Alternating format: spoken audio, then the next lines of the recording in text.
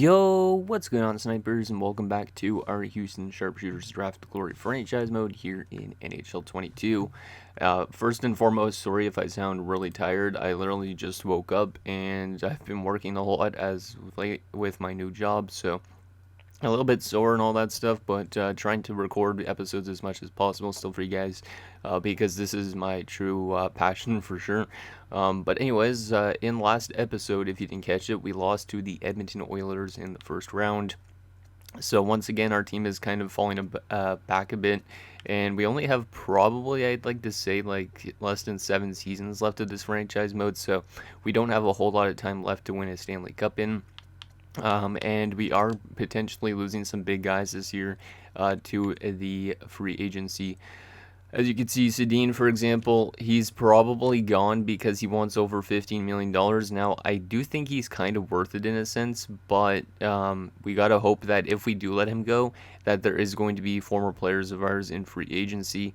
Also, guys like Forster, Hedman, and stuff like that are going to get expensive, so yeah, we might end up losing some good players, and our team might be really bad by next season, and I kind of hope that's the case, because I think if we get maybe at least 1 or 2 years of elite prospects in, then we could be a really good team, and we just need to find ourselves some better goaltending and whatnot too, because we don't really have that goaltender that is the number one goalie since Benson left pretty much, so I'm really hoping that we could find some former players of ours in free agency to help balance this team out, depending if we could get most of these guys back, because a lot of them are probably going to demand a lot of money this offseason.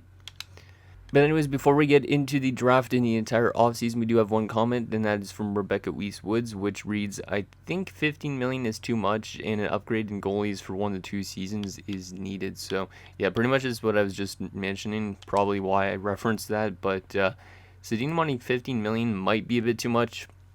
Because if you look, Tara Tukin's making $14 million. We look at Sedin's career stats with us so far.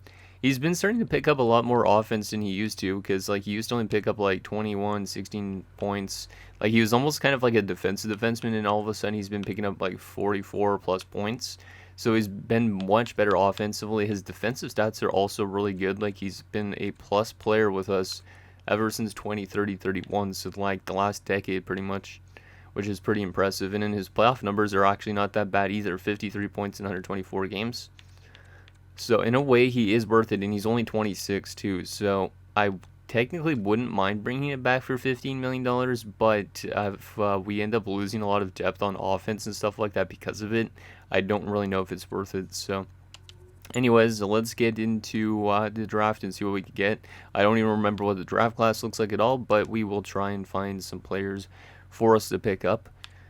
Like I said, it's been a couple of days since I've recorded videos, and like the last time I recorded a Houston episode was probably a couple of weeks ago, so I honestly have no idea what is in this draft class. Okay, let's take a look and see what we got here. Where are we drafting first and foremost again? Probably like 20 something, 25th. Okay, that's not too bad. I still hope that we miss the playoffs in a sense, just because I need our guys to get some good prospects in. But also, if we miss the playoffs for like the next 2 seasons, Jääskeläinen is not going to win a Stanley Cup, which is something I want to get Jääskeläinen in that cup, because he's going to start to drop off soon too. So, or he did start at the end of last episode, I think. So do we have any guaranteed top 6 forwards here? Yes, we do. In Zigomanis. Oh yeah, I think I remember this guy's name. Yeah, 2 years out. We should probably take somebody like that if he's only 2 years out. There's also Fedoruk, but he's 3 years out. There's also a top 4 defenseman that I pinned. That's an OFD, 3 years out. Zach Elos, 3 years out. Okay, so there's a couple 3-year out players, which is not bad, but once again, we need to get these guys into our lineup as fast as possible. I'm also going to just pin Zagomanis just in case I forget about him. And goalie-wise, just in case we need to find more goalie prospects, which we already have a ton of in the system. Let's see, Petra Zalek, 5 years out, damn. Yeah, I don't know if we really need more goalie prospects. We have so much of them in the minors and whatnot, so it's kind of pointless to bring in more of them. But anyways, let's see what the top 5 of this year's draft looks like. So the Buffalo Sabres at number 1 is going to take Kang, Tyrone Kang. I all thought it said Tim Kane, which is like an actor that was in like some shows that I've watched, so I was like, what the heck? But okay. 84 medium elite sniper. That's pretty good for the Buffalo Sabres. Too bad we didn't have first overall. And then C-back goes to Chicago, 82 sniper. It's a little bit lower of an overall than King, but still really good pickup. Like, those two guys could honestly both be first overall picks in the draft for sure. And then not Corona, what the heck am I saying? I almost missed the end. Cade Noronin. Kimo Noronin with no X factors.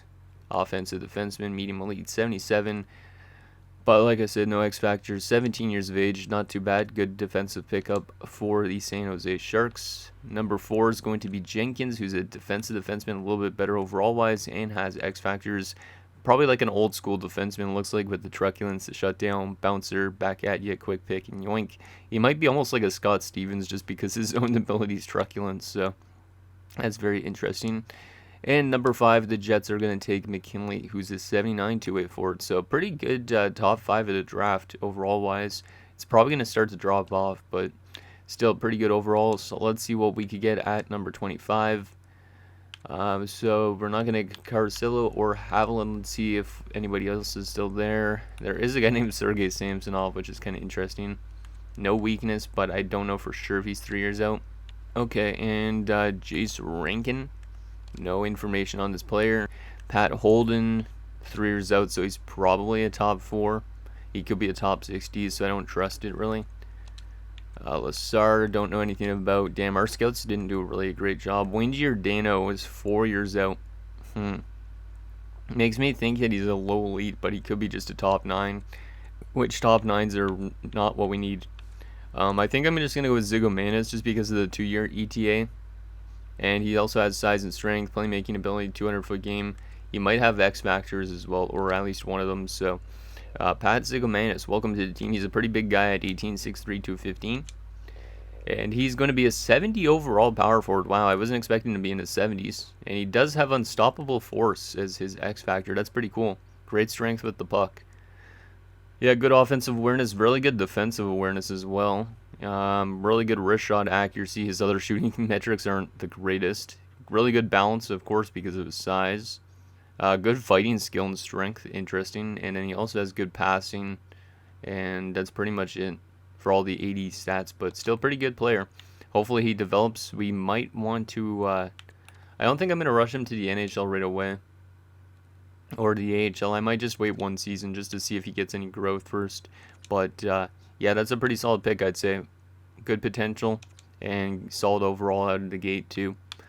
Okay, our next pick. Wow, our scouts, yeah, literally did not do a good job because I could barely tell what anything is. Like, I don't want to take a top 6 defenseman, but I might have to. Medium top 9, maybe. Jonas Menino, no weakness, maybe 4 years out. Do I take Menino? You know what, I'm going to take Menino. I think we need just as much forward prospects as we can because we need that depth on offense. Defense is something that you don't necessarily need to have a perfect defensive core in order to win a Stanley Cup, but you definitely need to have a very good depth scoring in order to be a good team. And we already have a ton of goalie prospects, so let's just take that guy. 63 grinder, medium top 9. I don't know if he pans out, but he's got good defensive awareness.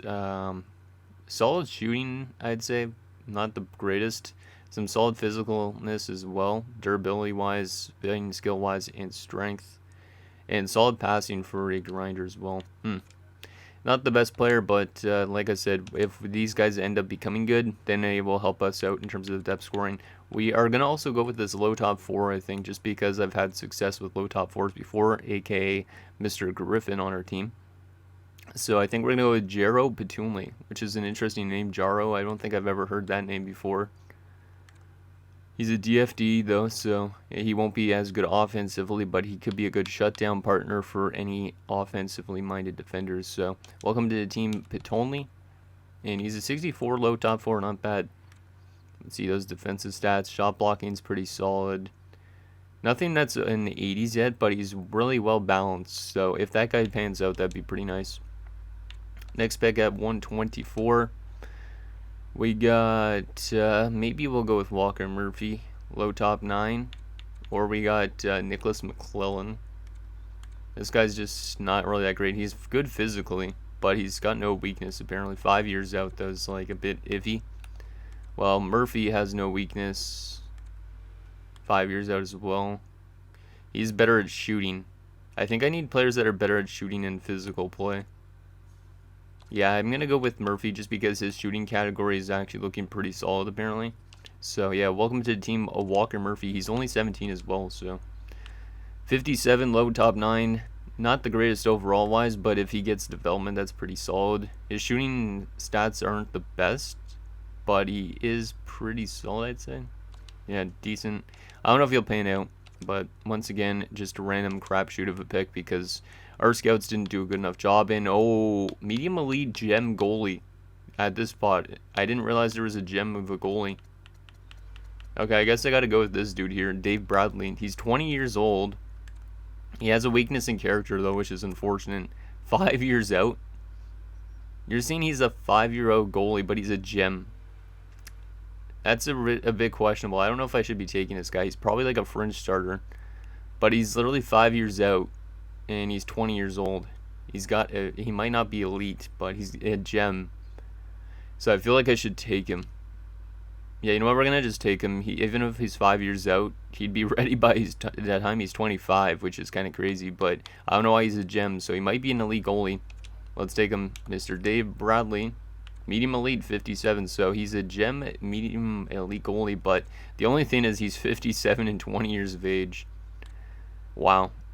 So we just got to hope that he gets a lot of good development since he was a gem. And then maybe we got ourselves another good goalie on our hands. We don't have to sign him yet, at least, which is good, because we got a lot of goalies, like I said. Might have to let go of some of them. Thomas Aho. 5 years out. I don't really know the rest of this draft class that well. Let's just sort this and see if there's any low leads, or am I just going to auto-sim the rest of this draft, because it's kind of pointless at this stage. 4 years out. We know what, we're going to take a chance with, maybe not with Benino. Because that's in the 360s, it's not really that great.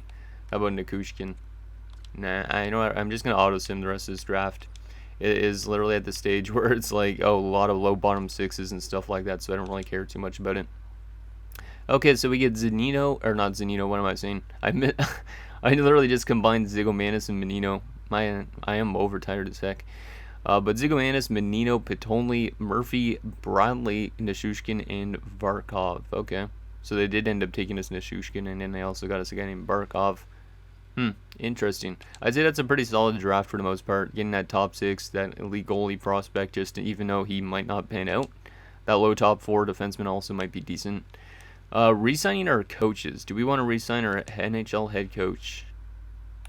You probably do. Yeah, I think I might want to. But if we need to, we might fire him afterwards. Let's just go 3 years, $1 million. Don't really care about this, the AHL head coach right now. Okay, so what do we got re-sign stage-wise? This is where it's going to get pretty tough. And we're going to have to do some big negotiations. So all our RFAs, as usual, we're just going to qualify them because I'd like to save as much money as possible. Not to be a cheap ass, but because a lot of these guys start demanding for too much money at like 74 overall. Like, look at this. A 74 overall wants 1.3. It's kind of annoying, you know. That's the thing with draft glories, I guess. But let's qualify all those guys. And then we're going to our UFAs. So let's go to the bottom of this list first. Festerini has low elite potential. Is he going to reach that low elite potential? I don't think so. But I am going to let go of all these bottom 6 forwards because a lot of them aren't going to pan out, which is unfortunate. I am going to sign D. Salvatore. 69 at 20 is not bad. So I am going to sign Salvatore.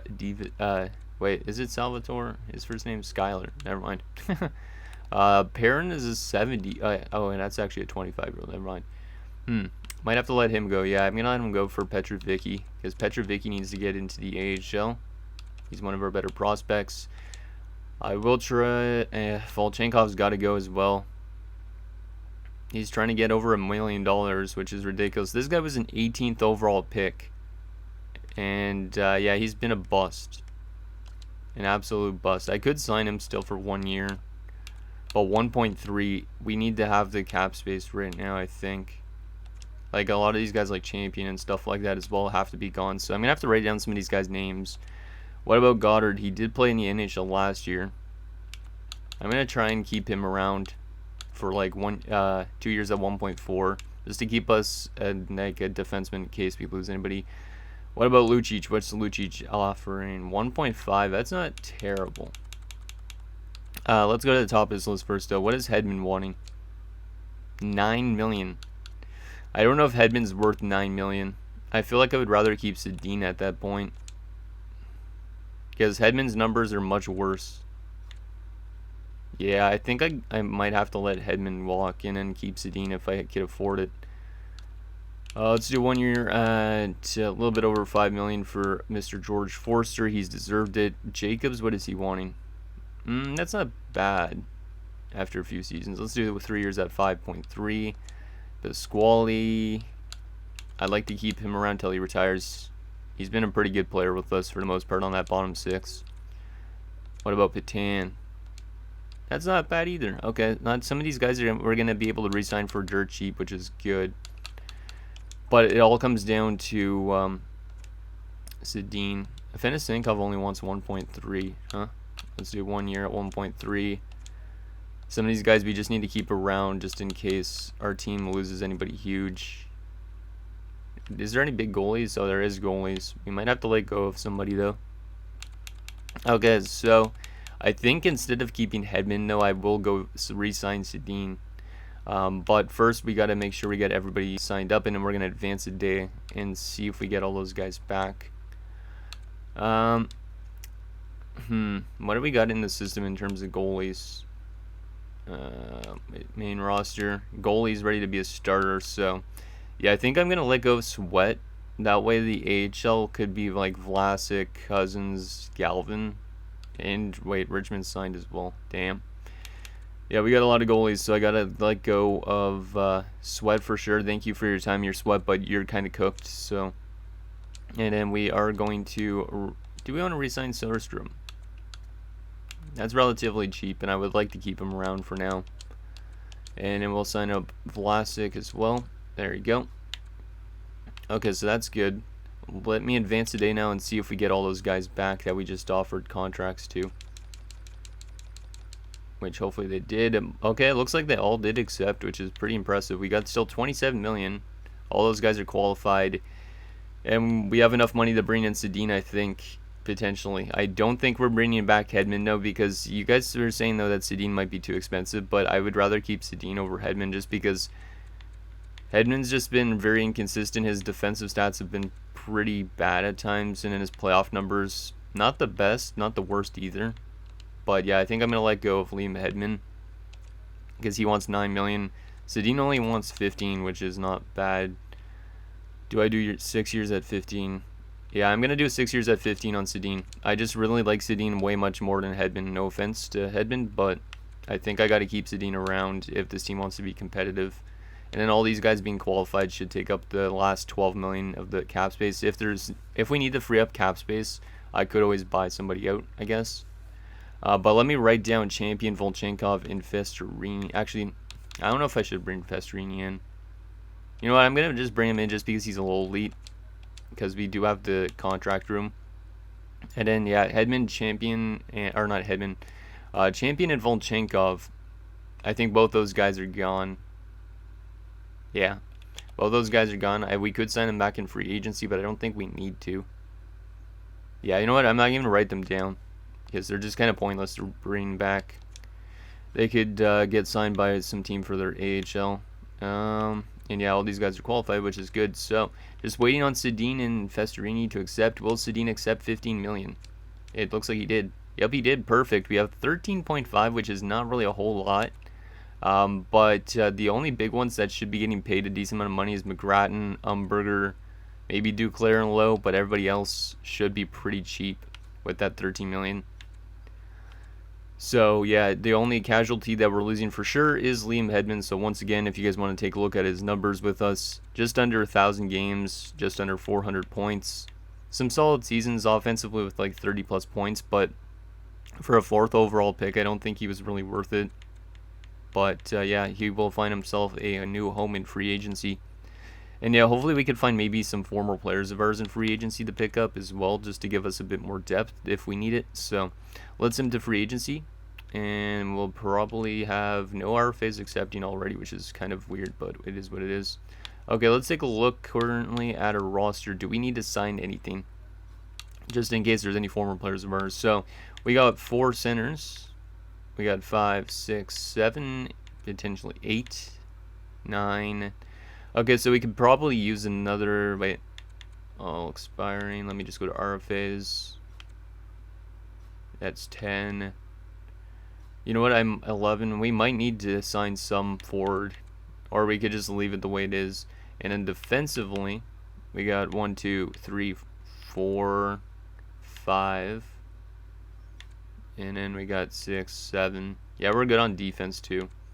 Goalie-wise, we got these two as our goalies. Okay, that's perfect. So we probably only need to sign ourselves if there is any former forwards of ours. We could try and see if we could afford anybody. But let's take a look at what is out there for forwards of our former players. We could actually just check all the positions if we want to, but let's see, any former players on the right wing side to start free agency. Normally I check this at the beginning of the season, but I want to check this already just in case there's a bigger name out there that we lost at one point, which I don't think there is. If I'm going to even remember their names or not.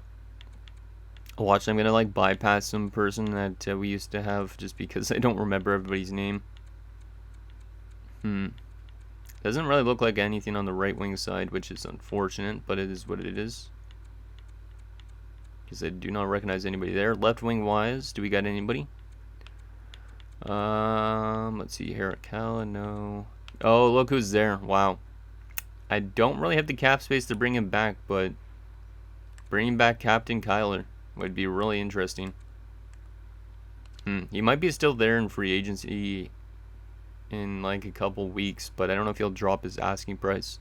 I would really like to bring back Kyler Morales. I should be able to afford him, right? Oh, okay. If I go 1 year, he drops his asking price by quite a bit. Let's do 1 year at $5 million. That's going to take up a lot of our cap space, but I would be willing to sacrifice a couple players being qualified the entire year in order to bring in Kyler Morales. Because just bringing back like our former like #1 pick and stuff like that, just for nostalgia purposes and whatnot, we could play him with like Jaskalainen would be pretty awesome. So let's do 1 year and $5 million and see if he'll accept that. I would love him to come back. And then we're definitely not going to be signing anybody else because of that. Just got to bring back Kyler Morales. Even if there is guys like Sergei Korostin. Oh, actually, that's not our former player. I thought that was our Korostin. Goddamn. Because we had a Korostin as well, but he would have been demanding for a lot more money. Duke Ferraro is also there, but he wants $4.2 million. Damn. How's his career been since leaving us? Pretty solid, I'd say. Not bad. Is this Alexandrov guy ours as well? Nope. Interesting. Yeah, I'm not going to sign anybody else, so Kyler Morales is going to be our only signing if he wants to come back to the Sharpshooters. I know the fans would really like that, and I think you guys would too if we brought back Morales. So, got to bring back a, I think he won a cup with Pittsburgh, or he went to the finals with Pittsburgh before. I don't know if he's won a cup yet, but that would be interesting if he has. Let's go a few days, and Morales has accepted. Welcome back. I was extremely excited, extremely happy to accept your offer. I think I could add a lot to a team that's destined for a good run in the playoffs. You really think we're good to go for a run in the playoffs with 279 overall goalies? Okay. Let's begin the sim up to next season and see if there's anybody at the start of next season that we could sign up. If we have the cap space, a lot of our RFAs are already accepting, which is good because most of them should be pretty cheap, except for, like I said, Umberger, I think it was, and that other defenseman that I'm drawing a blank on for some reason. Oh, McGrattan, that's who it is. Let's sign McGrattan up because we should have the cap space available. Yeah, we should have the cap space. $9 million just to sign these two. Yeah, let's just do that, and let's just do that.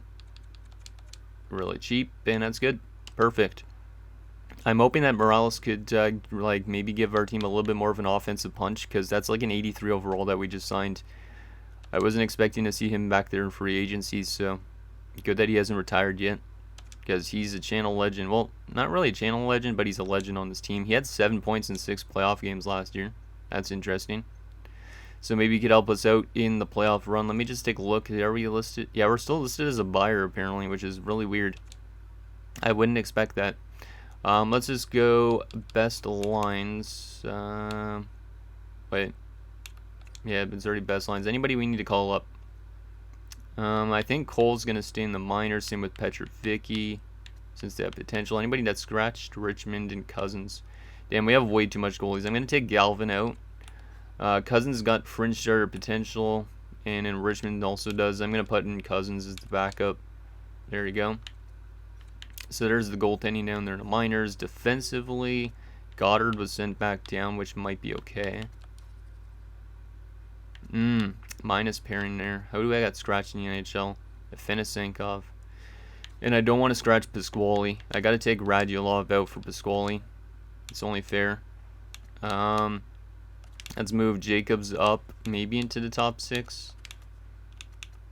Nah, maybe I'll leave him there. Good third line scoring forward. Why not? And Kyler Morales got immediately thrown back to the top line with his former line mates. You'd love to see that. Let's go with something like that instead, though. And who else was scratched? Afinasenkov. Do I want to throw Afinasenkov in instead of Lowe? Lowe has top 4 potential, but he's only reaching it now, which is interesting.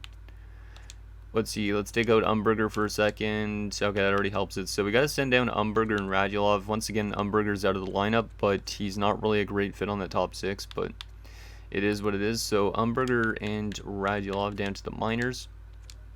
And then we will go back and edit the AHL lines for a second. So we'll go down here. So we will take out Downey. Wait, Downey has what potential? 7th D. Yeah, we're going to take him out. Throw in Umberger. And then move him up the lineup a little bit. Actually, not too much, I guess. And then we'll throw in Radulov right here and move him up in the lineup a little bit just to get that offense a little bit better. There we go. Now the AHL is good. And then, yeah, NHL-wise, our defensive core looks pretty good. Goalie-wise, we look pretty good as well. Goalie's actually up to an 81.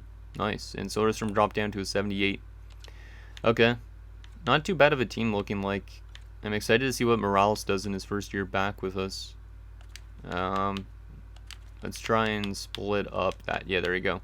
Yeah, see, Morales still has good chemistry with them as well, so I think that's like the perfect addition.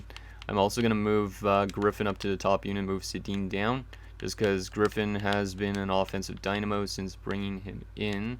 Actually, maybe for this one, I'll keep it the same. Penalty kill's fine. Let me just see this. Yeah, we'll just keep it the way it is. Why not? And, okay, this one doesn't have great chemistry, but that's okay. Maybe move Sedin up. Okay, moving Sedin up does help a little bit. Yeah, there you go. Perfect. Okay, so that's what our team looks like for next season. Very excited to see Kyler Morales back in a Houston jersey after 5 years in Pittsburgh, where he's been pretty good.